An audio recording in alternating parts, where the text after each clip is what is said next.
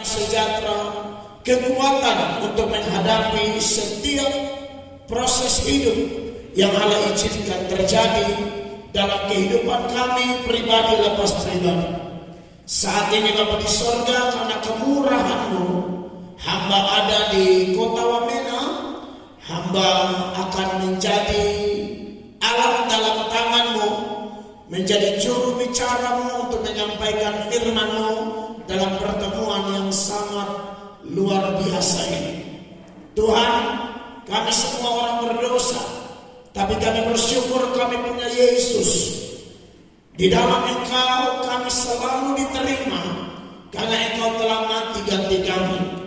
Engkau ambil alih kutuk yang seharusnya ditimpakan kepada kami. Terima kasih Tuhan. Kuduskan layakan kami, biar kami terus mengenal Engkau lebih dalam lagi, terkhusus melalui siraman rohani ini, di mana hamba akan bicara atas nama-Mu. Hamba tidak lebih baik dari siapapun. Hamba berdiri karena anugerah semata-mata. Oleh karenanya ya Allah yang hidup, urapilah setiap huruf kata kalimat yang akan hamba seberangkan bagi semua saudara hamba di ruangan ini, supaya tidak ada satupun yang pulang dengan kecewa.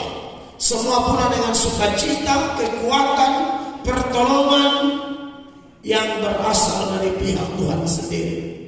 Demi nama Tuhan Yesus, pusat pujian penyembahan kami, pusat pemberitaan kami berdoa dan siap mendengar firman-Mu. Semua yang siap mendengar firman Tuhan, dalam nama Yesus kita berkata, amin. Tepuk tangan yang meriah bagi Tuhan.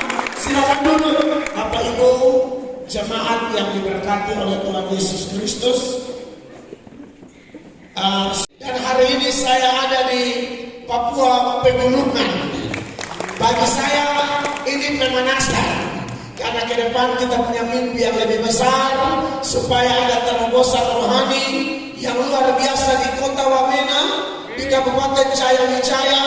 Karena kita percaya tanah Papua dikenal di mana-mana sebagai tanahnya orang Kristen, tanahnya orang yang menyembah Yesus Kristus sebagai Tuhan dan Juru Selamat. Apalagi saya datang dan keliling sebentar, karena tadi katanya masih ada sesi, lalu ada makan siang. Jadi kita kembali ke hotel dulu, tunggu kabar begitu. Dan saya putar-putar lihat salib besar di situ. Wah, mantap. Ya, kalau melihat salib itu, kita langsung ingat Wamena. Wamena itu artinya wajib menahan nafsu. Kalau dia akan dia katanya bila ingat akan kembali. Tapi kalau Wamena wajib menahan nafsu. Jadi kalau lihat itu salib putih besar di alun-alun, harusnya orang Wamena, mulai dari pejabat sampai rakyat, pendeta sampai jemaat, dari yang paling tua sampai yang paling muda, wajib menahan nafsu. Kira-kira begitu. Makanya kita rindu di Wamena terus ada siraman-siraman rohani. Saya berterima kasih kepada panitia yang sudah menghubungi kami, dan kami ada di sini untuk kemurahan Tuhan dinyatakan terus-menerus. Sound sistemnya mantap Bapak Pendeta. Haleluya. Saya khotbah tiap hari saudara-saudara, jadi kalau sound system tidak menunjang, saya kerepotan juga. Dan puji Tuhan, pada kesempatan ini saya akan memulai dengan satu nats yang sangat terkenal berkaitan dengan rasa memiliki kota. Dan ayat itu tercatat di dalam Yeremia pasal 29 ayat yang ke-7. Ini ayat yang familiar di gereja-gereja dan mimbar-mimbar KKR, mimbar gereja. Banyak juru bicara Allah dalam menyoroti teks ini, dan saya rasa ini perlu bagi kita. Dan sebentar kalau ada waktu, mungkin ada yang mau tanya jawab, kita kita bisa ambil waktu beberapa menit atau beberapa saat. Yeremia 29 ayat 7. Bapak Ibu perhatikan kitab suci masing-masing atau siapkan catatan, mencatat. Ada mahasiswa dan pelajar boleh catat ayat-ayat yang akan muncul sepanjang siraman rohani yang saya sampaikan. Yeremia 29 ayat 7. Usahakanlah kesejahteraan kota kemana kamu aku buang, dan berdoalah untuk kota itu kepada Tuhan, sebab kesejahteraannya adalah kesejahteraanmu. Sekali lagi Bapak Ibu terkasih, usahakanlah kesejahteraan kota kemana kamu aku buang, dan berdoalah untuk kota itu kepada Tuhan, sebab kesejahteraannya adalah kesejahteraanmu. Bapak Ibu, saudara-saudara terkasih, kalau kita lihat latar belakang teks ini, ayat ini perintah Tuhan kepada orang Yehuda yang sedang dibuang di Babel. Mereka orang-orang pilihan Allah, umat Allah, orang percaya dalam konteks perjanjian lama yang karena kepala batu, karena melawan Tuhan, Allah harus membuang mereka di Babel selama 70 tahun. Tapi waktu mereka ada di daerah pembuangan, Tuhan minta kalian tidak boleh diam-diam saja di daerah pembuangan. Sekalipun di daerah pembuangan, umat pilihan Allah tetap punya peran yang penting untuk kesejahteraan kota itu. Kota apa? Babel. Mereka harus berdoa untuk kesejahteraan kota itu, karena kalau kota itu sejahtera, mereka juga sejahtera. Nah, saya ambil ayat ini, saya coba bandingkan dengan Wamena, Jaya Wijaya, Provinsi Papua Pegunungan. Buat semua orang Papua di sini, Anda beda dengan kasus ini. Anda bukan orang buangan di tanah ini. Ini tanahmu sendiri. Amin. Bayangkanlah di tanah buangan saja, di mana kita hanya pendatang di situ. Bahkan ini adalah konsekuensi hukuman. Allah buang mereka ke sana, tapi Allah mau walaupun negeri orang, tapi karena kau tinggal di situ, kau hidup di situ, kau berkarya di situ. Kalau pakai bahasa sehari-hari yang kita mengerti, kau cari makan, cari minum di situ. Maka kamu harus punya kerinduan yang besar supaya kota ini sejahtera. Nah, bayangkan kalau ada orang lain yang datang ke negeri kita, ya di tanah Papua, ada yang dari NTT, daerah saya, ada yang dari Sulawesi, ada senior saya di sana, Bapak Yefta, ya, Pak Siahaan, itu dosen teologi saya, dari Tapanuli Utara, ada di sini adik saya Andre Jami, dari NTT ditugaskan di sini, atau mungkin dari suku lain ada di sini. Bayangkan orang-orang lain datang ke sini dengan harapan di tanah kantong Kristen ini kita menikmati berkat Tuhan. Di tanah kantong Kristen ini kita berkarya demi kepentingan kerajaan Allah. Lalu bagaimana dengan anak-anak Papua sendiri? Harusnya anak-anak Papua punya hati lebih luar biasa bagi negeri ini. Ini saya suarakan di seluruh tanah Papua sejauh saya diizinkan menginjakkan kaki dan berperan sebagai juru bicara Allah. Saya sampaikan terus, saya serukan terus apa adanya. Berdoalah bagi negeri ini, berdoalah bagi pemerintah kita, minimal dalam konteks provinsi baru Papua Pegunungan. Berdoa buat Bapak Gubernur dan keluarga beserta seluruh jajarannya, kepala-kepala dinas yang ada termasuk Ibu Margareta. Kita harus berdoa buat mereka karena itu tuntutan firman Allah. Kalau kita bandingkan dengan 1 Timotius pasal 2 mulai ayat 1, orang Kristen wajib doa untuk semua orang, secara khusus para pembesar, para pejabat. Sebab apa?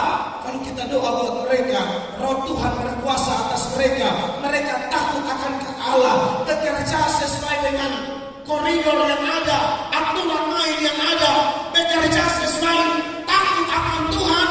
Oh, negeri di mana kita hidup sejahtera. Perhatikan ini ayat. Pertama-tama aku menasihatkan, naikkanlah permohonan, doa syafaat dan ucapan syukur untuk semua orang, untuk raja-raja dan untuk semua pembesar. Untuk raja-raja dan semua pembesar. Supaya apa? Agar kita dapat hidup tenang dan tentram dalam segala kesalehan dan kehormatan. Agar kita dapat hidup tenang dalam segala kesalehan dan kehormatan. Ayat 3 bilang begini. Itulah yang baik dan yang berkenan kepada Allah. Itulah yang baik dan yang berkenan kepada Allah kita.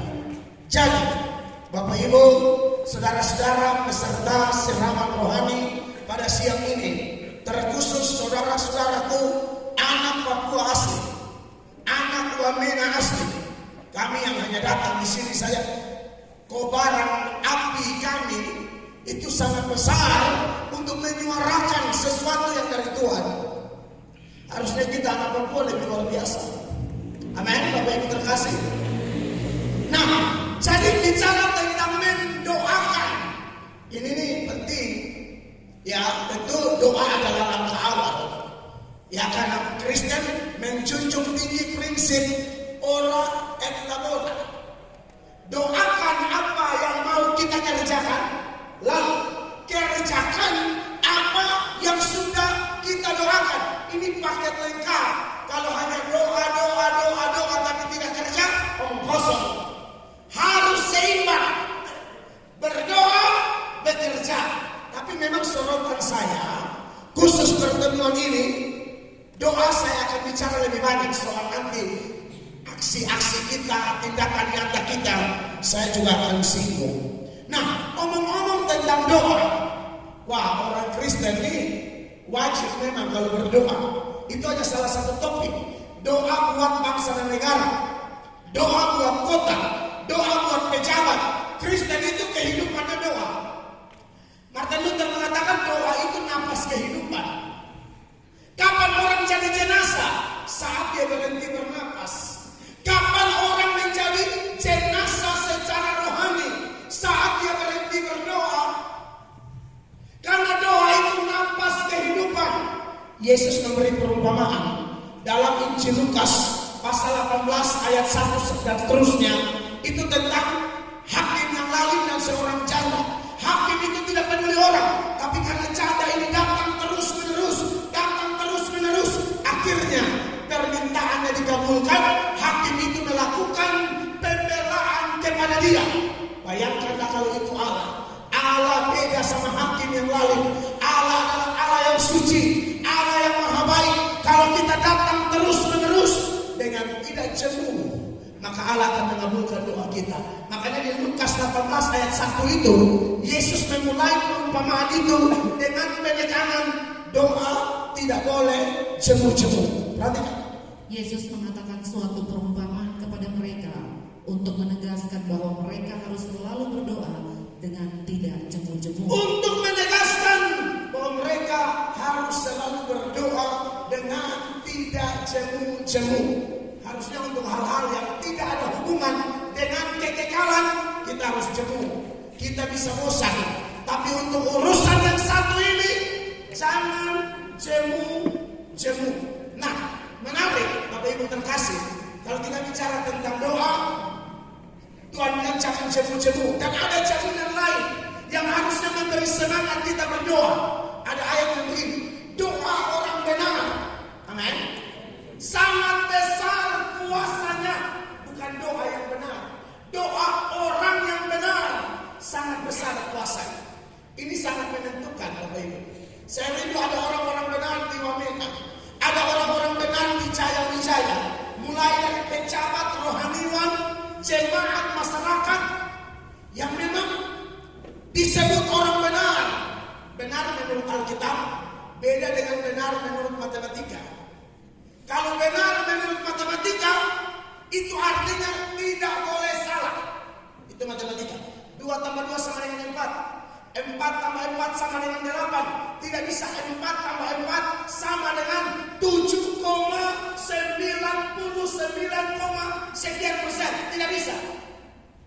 Nah, kalau bicara benar menurut arti matematika, saya pikir tidak ada kita yang berani bangun dan bersaksi saya benar 100%. Saya pikir tidak. Satu-satunya orang yang pernah tinggal di kolong langit ini dan hidup tanpa cacat cuma satu, Yesus Kristus Tuhan. Amin. Selain itu, tidak ada, termasuk saya dan saudara. Lalu bagaimana kita bisa disebut benar? Kita benar bukan karena kebaikan kita, bukan karena usaha kita. Kita benar karena iman di dalam Kristus. Makanya Roma pasal 5 ayat 1. Kenapa kita disebut orang benar? Apa sebabnya? Perhatikan. Sebab itu kita yang dibenarkan karena iman. Kita yang dibenarkan karena iman. Kita hidup dalam damai sejahtera dengan Allah oleh karena Tuhan kita Yesus Kristus. Kita dibenarkan karena iman, kita hidup dalam damai dengan Allah. Sebelumnya kita adalah seteru, kita adalah musuh Allah. Musuh gara-gara apa? Dosa, saudara-saudara. Nah, dosa, omong-omong tentang dosa, ini penyebab doa seseorang tidak didengar. Bahkan doa umat tidak didengar. Sekalipun umat yang katanya kantong Kristen, umat katanya seperti Israel, seperti NTT, atau seperti Wamena, tanah Papua. Tapi kalau di dalam ada dosa-dosa yang mengikat, ada dosa-dosa yang menjajah, ada dosa-dosa yang memperbudak kita. Kita berteriak sampai mati, surga tidak bergetar. Saya bisa buktikan di zaman Nabi Yesaya. Oh, itu orang Israel doa-doa sampai Tuhan bilang begini, aku muak dengan kalian. Kalian doa tapi tangan penuh darah. Jadi nggak di Wamena baru-baru nggak ada kasus pembunuhan lah, apalah. Padahal salib besar. Makanya tadi saya ngomong dengan Pak Immanuel, ini harus bikin di lapangan besar. Saya harus berteriak sungguh-sungguh. Tidak bisa begini. Salib besar, tapi kejahatan di mana-mana. Salib besar, tapi seks bebas. Salib besar, tapi ASN-nya kerja tidak komitmen sesuai dengan sumpah bekerja. Tuhan muak lihat orang-orang kayak begitu. Makanya dalam Yesaya ini kita bandingkan dengan Israel, Bapak Ibu ya. Kita ini umat adopsi semua. Israel itu dipilih langsung. Kita ini dicangkokkan. Yang adopsi aja kepala batu, Tuhan tidak peduli. Apalagi kita yang diadopsi, ya, yang pilihan saja diangkat, Tuhan tidak peduli kalau kepala batu. Apalagi kita yang dicangkokkan. Yesaya pasal 1, mulai ayat 10. Perhatikan ini ayat. Dengarlah firman Tuhan, hai pemimpin-pemimpin manusia Sodom. Dengarlah firman Tuhan, hai pemimpin manusia Sodom. Anda bayangkan ini bukan di Sodom dan Gomora, di Israel. Mendengarkan karena tangan penuh darah. Jadi dikasih Allah. Betul, Tuhan minta kita berdoa bagi kota kita supaya ada sejahtera, ada pemulihan. Tetapi ingat, ada hal yang harus kita buang jauh-jauh supaya doa kita tidak sia-sia, supaya ibadah kita tidak sia-sia, supaya kekristenan kita tidak sia-sia. Kita harus bikin apa? Harus buang dosa-dosa kita. Salah satu dosa yang paling berbahaya, sebenarnya semua dosa itu Tuhan benci, tapi saya rangkum dalam satu kalimat. Dosa yang paling bahaya yang membuat Tuhan tidak mendengar adalah dosa tidak mempedulikan firman. Ini paling bahaya. Dosa tidak peduli firman. Pada waktu Tuhan berfirman, itu Tuhan sedang panggil kita. Panggilan macam-macam. Ada panggilan menjadi pejabat. Saya pikir itu benar. Itu panggilan. Tidak bisa kalau orang tidak ada panggilan jadi pejabat, itu bahaya. Bahkan ada pendeta-pendeta yang juga saya lihat mau main jadi dewan. Kalau di organisasi saya dan kakak satu ini, kita sama-sama dari gereja Sidang Jemaat Allah. Itu kami perbolehkan pendeta jadi pejabat dengan catatan lepas kependetaan. Dan kamu harus yakin bahwa kamu dipanggil Tuhan. Kamu harus berdoa sungguh-sungguh. Mengingat Yunus itu lari dari pelayanan ikan terang. Itu masalah. Saya sudah didekati ulang-ulang oleh partai politik karena secara media sosial lalu emosional dengan orang kami di NTT dekat sekali, minimal lingkup kota Kupang sudah lumayan lah. Maka ada yang mencurigai bahwa pendeta Melato itu sengaja KKR keliling ke gang-gang karena saya pemain politik. Maka ada partai yang datang melamar saya dan berharap saya bisa ikut menjadi caleg. Saya bilang minta maaf, komitmen saya sampai mati jadi pendeta. Kalau saya sudah jadi caleg, waduh, saya tidak percaya diri saya. Dan saya sudah uji, sudah doa, tidak ada panggilan itu. Tuhan panggil saya jadi hamba Allah, jadi pendeta, jadi pengkhotbah, bukan jadi caleg. Kalau ada jemaat yang punya talenta di situ, kami dorong, kami doakan, kami arahkan, kami bimbing. Tapi kalau pendeta seorang diri di situ bahaya. Karena beberapa pendeta sudah coba jadi. Saya pikir mereka jadi seperti Daniel, jadi seperti Sadrak, Mesak, Abednego. Ternyata di dalam bukan Daniel, Sadrak, Mesak, Abednego. Patut dihormati 2 kali lipat. Patut dihormati 2 kali lipat.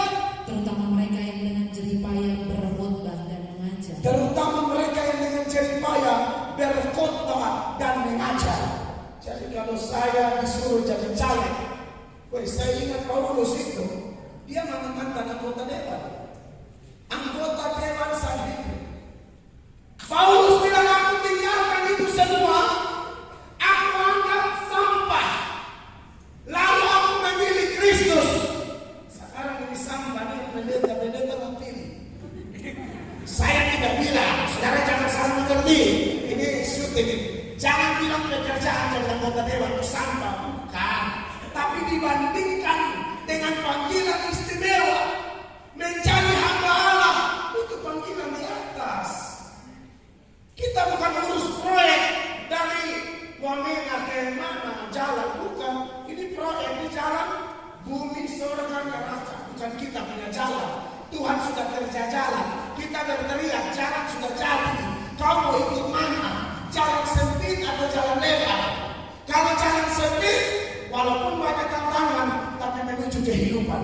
Jalan lebar penuh dengan kenikmatan, tapi itu cara kerja setan. Enak, sementara sengsaranya selama-lamanya. Ikut yang benar, sengsara sementara, tapi enak selama-lamanya. Itu jalan yang kita harus pilih. Kalau mau Wamena lebih maju, pilih jalan sempit. Kalau pilih jalan lebar, mungkin orang akan jempol kami beberapa saat saja. Di NTT saya sudah ngomong, jangan kan jabatan 5 tahun. Syukur-syukur kalau terpilih ulang. Iya dong.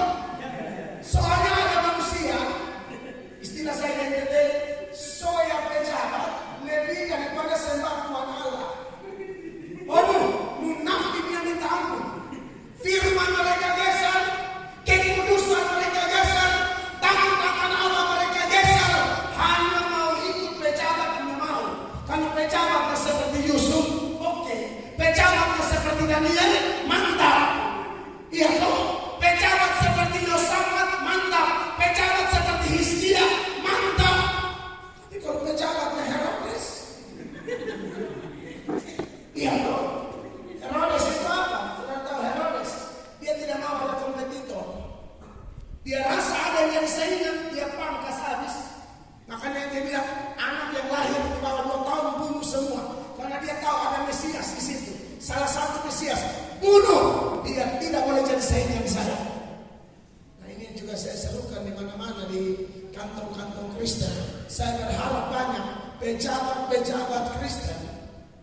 menjadi pejabat yang takut Tuhan. Kalau sudah menjabat, jangan balas dendam. Di NTT beberapa kali saya berseru, kau kalau tidak pilih dia, lalu tiba-tiba dia yang naik, lu mati. Itu lu pasti mati. Kau akan duduk di ruangan kosong, hanya ada kursi, tidak ada meja, tapi ruangan penuh di sarang lama-lama. Tidak tahu mau kerja apa. Yusuf, kalau mau begitu, habis. Saudara-saudaranya diinjak semua. Yusuf kalau mau begitu, istri Potifar itu habis. Itu tante-tante goyang berondong. Dia hanya suka goda-goda Yusuf. Yusuf kalau dia panggil Ucup. Godain tante dan Ucup. Ya kan? Yusuf kalau mau balas dia habis. Yusuf jadi pejabat lebih tinggi dari Potifar. Yusuf tinggal panggil, anda kau istri itu saya mau patah-patah bikin buah ikan. Bisa saja. Tapi Yusuf tidak balas. Itu yang kita rindu ada di tanah Papua, di Wamena. Intinya, kalau mau berdoa berseru supaya ini negeri dipulihkan, dosa-dosa melawan firman buang semua. Cari pejabat itu panggilan, cari hamba Tuhan itu panggilan. Panggilan apa lagi? Panggilan beribadah. Saya tidak tahu Wamena, saya baru pertama kali datang. Tapi kampung Kristen kebanyakan. Atau saya di kota Injil Manokwari, 5 Februari, hari masuknya Injil. Waduh, itu libur. Semua gereja penuh. Saya senang sekali. Panggilan beribadah. Di Kupang juga begitu. Minggu pasti sunyi. Karena semua gereja, restoran-restoran Kristen kebanyakan tutup semua. Karena orang pilih cari Tuhan. Sudah 6 hari kerja, hari Sabat, tolong itu harinya Tuhan. Karena kalau kita belajar tentang berkat hari Sabat, Bapak Ibu, berkat di hari Sabat yang Allah curahkan saat kita beribadah, itu bisa melebihi berkat dari hari Sabtu, hari Senin, Selasa, Rabu, Kamis, Jumat, Sabtu. Berkat di hari Minggu melebihi. Walaupun kita cuma duduk 2 jam dengan penuh perhatian, memuji, menyembah, mengikuti liturgi yang ada, asal dengan segenap hati, dengan penuh respon terhadap panggilan Tuhan, ini bagus. Amen. Tapi yang paling penting, Bapak Ibu tahu panggilan apa? Panggilan bertobat. Sebab banyak orang beribadah tapi tidak bertobat. Wih, kalau nyanyi bagi suara 1, suara 2, suara 3, suara rakyat. Semua suara. Ini ngeri sedap. Ya, panggilan, makanya ajak beribadah yang bikin ibadah pun pemabok. Saya tidak tahu di Papua, di NTT pendeta pemabok. Majelis pemabok. Tapi kalau ibadah dulu di kursi paling depan, itu kayak malaikat mau naik hidup-hidup. Terus trafo. Serius. Pendeta rokok mabok. Nah kalau pendeta sudah makin mulai begitu, kau yang tanya majelis lagi.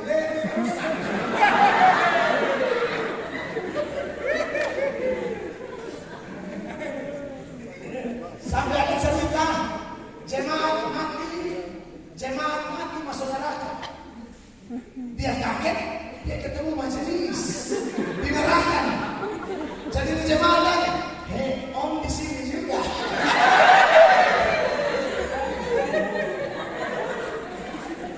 Lalu om majelis mengatakan, kau diam-diam, bapak ketua juga ada.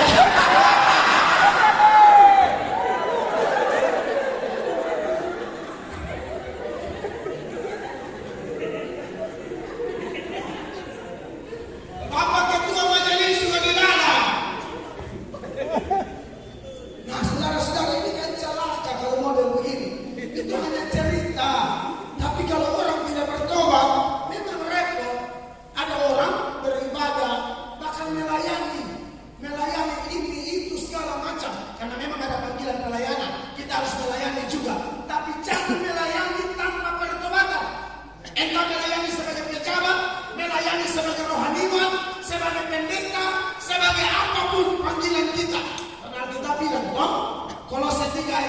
manusia. Lakukanlah segala sesuatu seperti untuk Tuhan dengan segenap hatimu, bukan untuk manusia. Jadi yang paling penting dimulai dengan pertobatan. Karena tanpa pertobatan ini repot, saudara-saudara. Setengah mati. Mereka kadang-kadang mau waktu baca ayat salah-salah. Ya, ada yang di daerah kami pimpin ibadah buka Alkitab. Shalom saudara-saudara, mari kita buka di Yohana pasal 4 ayat 4. Sampai jemaah bilang, Bapak cek kembali dulu. Setahu kami Yohanes, tidak ada kitab Yohana. Mari kita buka di Yohana.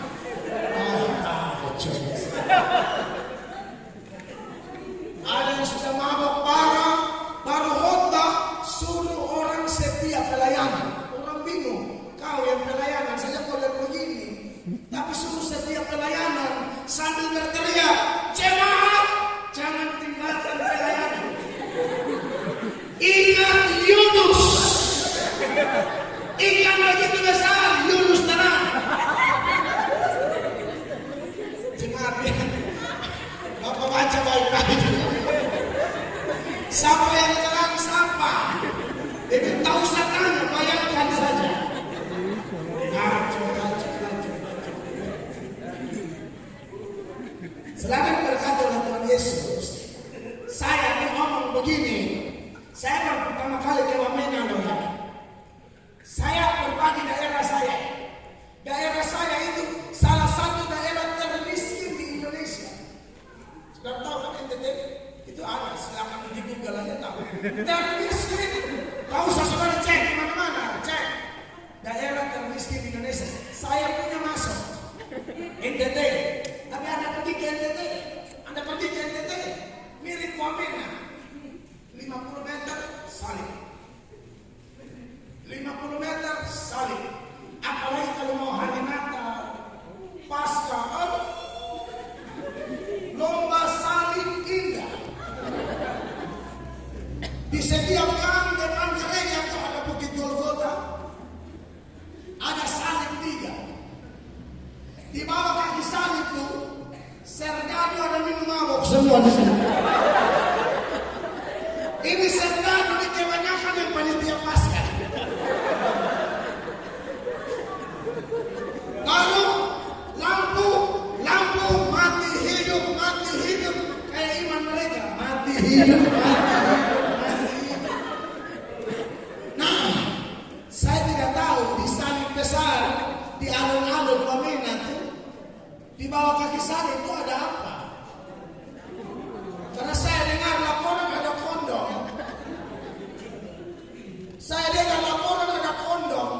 Pemerintah pasang lampu dong kasih mati. Ini kan sedih. Saudara, hati-hati saya kasih tahu. Allah kita itu bukan hanya ada kasih. Allah kita itu suci, Allah kita adil. Karena dia suci dan adil, dia bisa murka, dia bisa marah. Kemarin NTT kena seroja. Saya yakin itu kalau istilah tinju, cek ringan. Kalau tidak saya mati, jadi sejauh saya bisa bersuara. Mungkin kalau video suara bagus saya posting di YouTube. Tapi itu kerinduan kita ditanam di mana? Berdoa buat negeri itu. Dan caranya adalah kalau Tuhan panggil kita, tolong dengar. Supaya waktu kita panggil dia dengar. Hidupnya adil. Apa yang kau tabur itu yang kau tuai. Sebab di zaman Nabi Zakaria ada orang-orang yang Tuhan panggil, mereka tidak dengar. Bagian mereka panggil, Tuhan tidak mau dengar. Tuhan tidak mau gubris. Zakaria pasal 7 mulai ayat 11. Zakaria 7 mulai ayat 11 sampai 13.